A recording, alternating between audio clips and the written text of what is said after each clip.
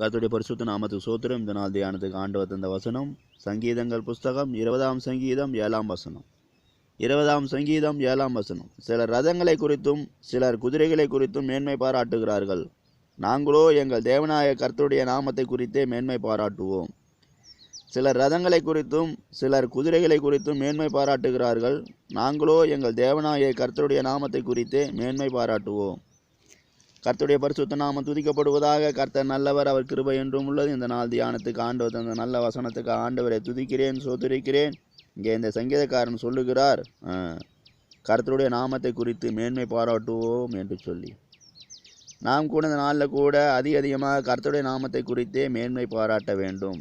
இந்த நாளில் கூட ஆண்டவர் நமக்கு தருகிற ஆலோசனை, இந்த வசனங்கள் மூலமாக நாம் அதிகமாக கர்த்தருடைய நாமத்தை குறித்து மேன்மை பாராட்ட வேண்டும் என்று ஆண்டவர் விரும்புகிறார். அதனால் இந்த வேளையில் கூட இந்த வசனத்தை நமக்கு நினைவு கூர்ந்து இந்த வசனங்கள் மூலமாக நம்மோடு இடைப்படுகிறார். அநேக சமயங்கள் நாம் என்ன பண்ணுறதில்ல, ஆண்டவருடைய நாமத்தை குறித்து மேன்மை பாராட்டுவதில்லை, ஆண்டவருடைய நாமத்தை உயர்த்துவதில்லை, ஆண்டவருடைய நாமத்தை கனப்படுத்துவதில்லை, ஆண்டவர் நாமத்துக்கு கொடுக்க வேண்டிய மகிமையை கொடுப்பதில்லை. அதனால தான் அநேக இடங்கள் ஆண்டவர் என்ன செய்கிறார், நாமத்தை குறித்து மேன்மை பாராட்ட வேண்டும் என்று சொல்லி நமக்கு நினைவு கூறுகிறார். அநேக இடங்கள் இப்படியாக வசனங்கள் எழுதப்பட்டு இருக்கிறது. அப்போ இந்த நாட்கள் கூட நாம் என்ன செய்ய வேண்டும், நாம் ஆண்டவருடைய நாமத்தை குறித்து எல்லா காரியங்களிலும் மேன்மை பாராட்ட வேண்டும். இதுதான் சங்கீதக்காரனுடைய ஜீவியத்தில் காணப்பட்டது. அதனால தான் அவர் சொல்லுகிறார், சங்கீதக்காரன் கர்த்தருடைய நாமத்தை குறித்து மேன்மை பாராட்டுவோம். இன்னும் கூட பாருங்கள், 8ஆவது சங்கீதத்தில் கூட சொல்லுகிறார் அவர் அழகாக, கர்த்தருக்கு சோத்திரம், எங்கள் ஆண்டவராக கர்த்தாவே உம்முடைய நாமம் பூமி எங்கும் எவ்வளவு மேன்மை உள்ளதாக இருக்கிறது என்று சொல்லி. அப்போ ஆண்டவருடைய நாமம் பூமி எங்கும் எவ்வளவு மேன்மை உள்ளதாக இருந்து அவர் என்ன செய்கிறது, எத்தனையோ கிரியைகளை, நன்மையான கிரியைகளை செய்து கொண்டு இருக்கிறது. அப்போ ஆண்டவருடைய நாமத்தை குறித்து நாம் ஏன் மேன்மை பாராட்ட வேண்டும், அவர் தீமை பார்க்க மாட்டார், சுத்த கண்ணனாக இருந்து நன்மையானதை அவர் செய்து கொண்டே இருக்கிறார். நன்மையானதை செய்கிற தேவன்.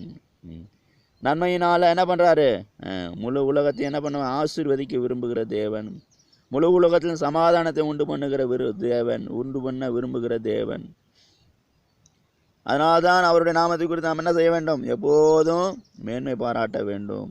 அவருடைய நாமத்தை குறித்து மேன்மை பாராட்ட நமக்குள் என்ன காணப்படும், பெரிதான சமாதானம் காணப்படும், சந்தோஷம் காணப்படும், ஆறுதல் காணப்படும், இளைப்பாறுதல் காணப்படும், விடுதலை காணப்படும்.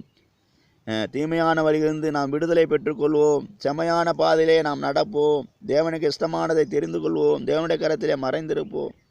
அநேக சமயங்களில் நாம் என்ன பண்ணுறதில்ல, ஆண்டவர் தான் இந்த பூமியின் மேலே உன்னதமானவராக இருக்கிறார் என்று சொல்லி நம்ம என்ன செய்கிறதில்ல, அறிந்தும் கூட என்ன பண்ணுறதில்ல, அவர் நாமத்தை குறித்து நாம் என்ன செய்கிறதில்ல, மேன்மை பாராட்டாமல் அநேக சமயங்களில் என்ன பண்ணிக்கிறோம், நாம் அஜாக்கிரதையாக காணப்படுகிறோம். அப்போ இந்த நாட்கள் கூட நம்ம எப்படி காணப்படுவோம், ஆண்டவர் நாமத்தை குறித்து இந்த பூமியில் மேன்மை பாராட்டுகிற காரியத்தில் நாம் மிகுந்த ஜாக்கிரதை உள்ளவர்களாக காணப்பட வேண்டும். அப்படியாக நாம் ஜாக்கிரதை உள்ளவர்களாக காணப்படும் போது ஆண்டவர் நாமத்தை குறித்து மேன்மை பாராட்டுகளாக மாத்திரமல்ல, கர்த்தாவே நீ என்றென்றைக்கு உன்னதமானவராக இருக்கிறீர் என்று சொல்லி நாம் கூட அவரை மகிமைப்படுத்துவோம். அப்போ அந்த மேன்மை பாராட்டில் என்ன இருக்குது, அவர் உன்னதமானவர். ஏன் மேன்மை பாராட்டணும், அவர் உன்னதமானவராக இருக்கிறார். அவருக்கு ஒப்பா யாரும் கிடையாது, எந்த ஒரு மனுஷனும் கிடையாது, எந்த ஒரு சிருஷ்டியும் கிடையாது, தேவ தூதர்களும் கிடையாது. அவருக்கு யாரையும் ஒப்பிட முடியாது. அதனால தான் அவர் நாமத்தை குறித்து நாம் எப்போதும் மேன்மை பாராட்ட வேண்டும். அவர் என்றைக்கு உன்னதமானவராக இருக்கா என்று சொல்லி நாம் மேன்மை பாராட்ட வேண்டும். அவருக்கு யாரையும் நாம் ஒப்பிட முடியாது. அதனால தான் ஆண்டவர் சொன்ன, என்னை யாருக்கு ஒப்பிடுவீர்கள் என்று கேள்வி கேட்டார். அப்போ அவருடைய கிரியைகளுக்கும் நாம் யாரையும் ஒப்பிட முடியாது. அவருடைய சிருஷ்டிப்புக்கும் நாம் யாரையும் ஒப்பிட முடியாது. அவர் செய்த வெளியேறிய தியாகத்துக்கு யாரையும் இந்த பூமியில் ஒப்பிட முடியாது. அவர் ஒப்பிட முடியாமல் உன்னதமானவராக இருக்கிறார். அவர் எப்படி இருக்கிறார், அனாதி தேவனாக இருந்தார். ஒரு நாள் எப்படி இருந்தார், அனாதி தேவனாக இருந்தார், அனாதியாக இருந்தார். கர்த்தருக்கு சோத்து. அப்போ இந்த நாட்களுக்கு கூட நாம் என்ன செய்ய வேண்டும், ஆண்டவர் நாமத்தை குறித்து மேன்மை பாராட்ட வேண்டும். அப்போ மேன்மை பாராட்டும் போது நமக்குள்ள என்ன நாம் எப்படி காணப்படுவோம், அவர் உன்னதமானவர் என்பதை நாம் அறிந்திருப்போம். உன்னதமானவர் என்று சொல்லும்போது எதை காண்பிக்கிறது, உன்னதமானவரின் மறைவில் இருக்கிறவர். உன்னதமானவர் என்று சொல்லும்போது என்ன, அவருக்கு அவர் எந்த இருக்கிற இடத்தை யாரும் அறிய முடியாது. உன்னதமான இடம். இன்னும் கூட உலக பிரகாரமாக ஒரு பறவைக்கு கூட சொல்லுவாங்க, அது ஒரு உன்னதமான இடத்துல போய் என்ன செய்யுமா, போய் 2 பாறைகளுக்கு நடுவே அமர்ந்திருக்குமாம்.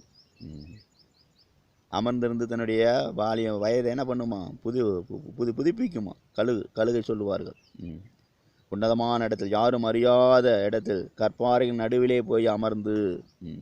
அதுபோல் நம்முடைய ஆண்டவர் இருக்கிற இடத்தை யாரும் அறிய முடியாது. நம்முடைய தேவன் எப்படிப்பட்டவர்? உன்னதமான தேவன். அப்போ அந்த உன்னதமானவன் நம்ம என்ன செய்ய வேண்டிய போதும், என்றென்றைக்கும் உன்னதமானவராக இருக்கிறார் என்று சொல்லி அவருடைய நாமத்தை குறித்து மேன்மை பாராட்ட வேண்டும். அப்போ இந்த நாட்கள் கூட நம்முடைய மேன்மை பாராட்டலில் நாம் என்ன பண்ணோம், தவறி போய்விடக்கூடாது. அப்படியாக நாம் மேன்மை பாராட்டும் போது என்ன பண்ணுவாங்க, ஆண்டவர் என்ன செய்வார்?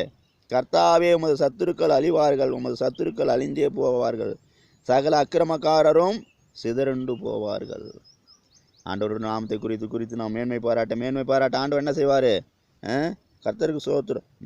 சத்துருக்களை அழிப்பார், சத்துருக்களை அழிந்தே போவார்கள். முதல்ல எழுதப்பட்டு அழிவார்கள், 2வது அழிந்து போவார்கள், 3வது சிதறுண்டு போவார்கள். அழிவார்கள், அழிந்து போவார்கள், சிதறுண்டு போவார்கள். எனக்கு பிரியமான சகோதரனே சகோதரி, இந்த நாளில் கூட உனக்கு பலவிதமான சத்துருக்கள் காணப்படுகிறார்கள், போராட்டங்கள் காணப்படுகிறதா, பிரச்சனை காணப்படுகிறதா, விடுதலை இல்லாமல் அங்கலாய்த்து கொண்டிருக்கிறாயா? இந்த வேளையில் கூட தேவன் உன்னோடு இடைப்பட்டு கொண்டிருக்கிறார். எனக்கு பிரியமான சகோதரனே சகோதரியே, நீ கூட தேவனுடைய நாமத்தை குறித்து அதிகமாக மேன்மை பாராட்டு. அப்போது உனக்கு விரோதமாக எழும்புகிற சத்துருக்கள் அழிந்து போவார்கள், அழிவார்கள், அழிந்தே போவார்கள், சிதறண்டு போவார்கள். 3 விதத்தில் ஆண்டவர் என்ன செய்கிறார்? சத்துருவை சங்ககரிக்கிறார்.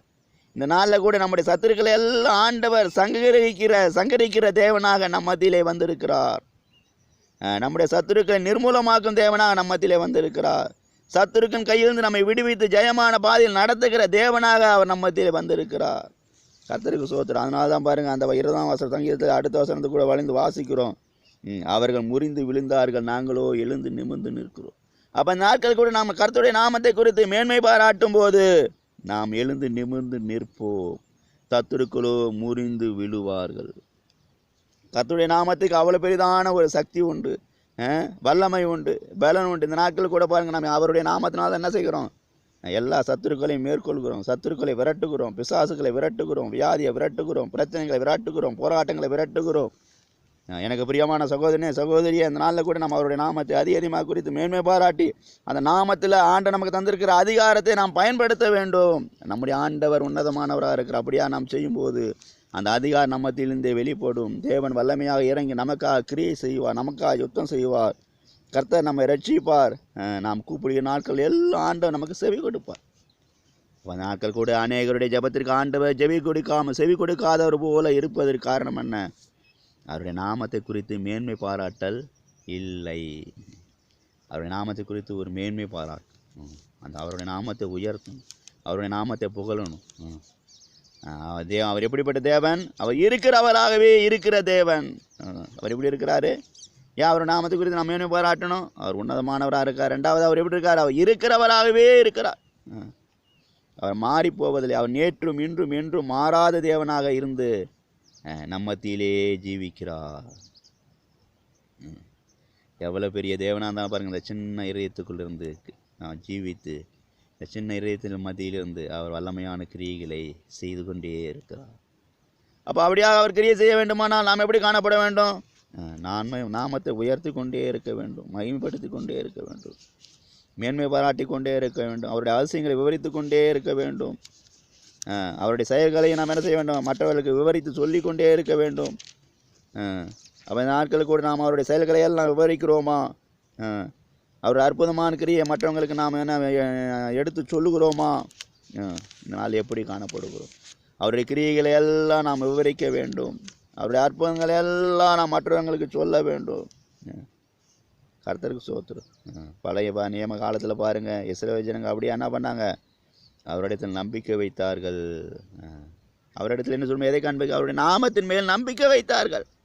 அப்படியாக அவர் நாமத்தின் மேல் நம்பிக்கை வைத்து மேன்மை பாராட்டிய போது ஆண்டவர் அவர்கள் என்ன பண்ணார்? விடுவித்தார். அவர் இருக்கிறவராகவே இருந்து அவர்களை விடுவித்தார். அடுத்தபடி அவங்க என்ன பண்ணாங்க? ஆண்டவர் நோக்கி கூப்பிட்டாங்க. கூப்பிட்ட போது அவங்க என்ன பண்ணாங்க? வெக்கப்படாதவன் ஆண்டவர் அவர் என்ன பண்ண? எகிப்திலிருந்து வெளியே கொண்டு வந்தார். அவர் எகிப்திலிருந்து விடுவித்தார், சத்துருவின் கையிலிருந்து விடுவித்தார், அந்நியர் கையிலிருந்து விடுவித்தார். இந்த நாட்கள் கூட பாருங்கள், அநேகர் பாருங்கள் அந்நியர் கையிலிருந்து விடுதலை பெற்றுக்கொள்ள முடிவதே இல்லை. ஆண்டவருடைய நாமத்தை அறிந்திருப்பார்கள், ஆண்டவரை துதிப்பார்கள், ஆண்டவர் வார்த்தைகளை வாசிப்பார்கள். நான்மகத்தை குறித்தான் ஒரு பிரதான மேன்மை பாராட்டல் அவர்களுக்குள் இல்லாதனால் அவங்க என்ன பண்ணுவாங்க? அநேக சமயம் சத்துருக்கள் கையில் பிடிபட்டு கிடப்பார்கள். சத்துரு அவர்களை என்ன பண்ணுவான்? வழி நடத்தி கொண்டே இருப்பான், அவர்கள் ஆளுகை அவர்களை நடத்தி கொண்டே இருப்பான், அவர்களை பலவிதமாக துன்பப்படுத்தி கொண்டே இருப்பான், வேதனைப்படுத்தி கொண்டே இருப்பான். பிசாசு என்ன பல பேர்த்து அவங்க மத்திய இந்த கிரியை செய்து கொண்டே இருப்பான். இதுக்கெல்லாம் காரணம் என்ன? அவர்கள் நாமத்தின் மீது நம்பிக்கை வைத்து அவரை நோக்கி கூப்பிட வேண்டும். அப்படியாக நாம் அவர் நாமத்தின் மேலே நம்பிக்கை வைத்து அவரை நோக்கி கூப்பிடும்போது அவர் நம்மை கூப்பிடுகிற அந்த கூப்பிடுகிற சத்தத்திற்கு அவர் நிச்சயமாக பதில் கொடுப்பார். நம்முடைய துதிகளுக்கு பதில் கொடுப்பார். நம்முடைய துதிகள் மத்தியிலே வாசம் செய்கிற தேவன். அப்படியாக அவர் நாமத்தின் மேல் நம்பிக்கை வைத்து அவரை துதித்து சோதரித்து மகிமைப்படுத்தி நாம் அவரை கூப்பிடும்போது நிச்சயமாகவே அவர் பரிசுத்தராக நம் மத்தியிலே இருந்து பெரிய கிரியைகளை செய்வார். கர்த்தருக்கு ஸ்தோத்திரம். அப்போ இந்த நாட்கள் கூட தேவன் நம் மத்தியிலேருந்து பெரிய கிரியைகளை செய்ய வேண்டுமா? நாம் அவருடைய அவசியங்களை எல்லாம் விவரிக்க வேண்டும். பெரிய கிரியை ஆண்டு நம்ம மத்தியிலிருந்து பெரிய கிரியைகளை செய்ய வேண்டும். நாம் அவருடைய அவசியங்களை எல்லாம் விவரிக்க வேண்டும். அப்படியான நாட்கள் கூட நமக்குள்ளே ஆண்டுடைய நாமத்தை குறித்து ஒரு பெரிதான மேன்மை பாராட்டல் காணப்பட வேண்டும். மேன்மை பாராட்ட காரியம் நாம் ஒருபோதும் சோர்ந்து போகக்கூடாது. நாம் ஒருபோதும் அஜாக்கிரதையாக காணப்படக்கூடாது.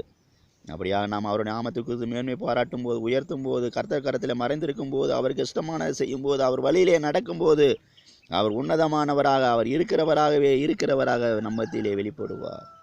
இந்த நாட்களில் கூட இந்த 2 அனுபவத்தையும் காத்துக்கொள்வோமாக. அவர் நாமத்தை குறித்து மேன்மை பாராட்டும் போது அவர் உன்னதமானவராக நம்மத்திலே இருந்து கிரியை செய்வார். உன்னதமானவராக இருந்தால் அவர் நம்மத்திலே இருக்கிறது யாருக்குமே அறிவதில்லை, தெரிவதில்லை. அவருக்கு நம்மத்திலே மறைந்திருந்து கிரியை செய்கிற தேவன்.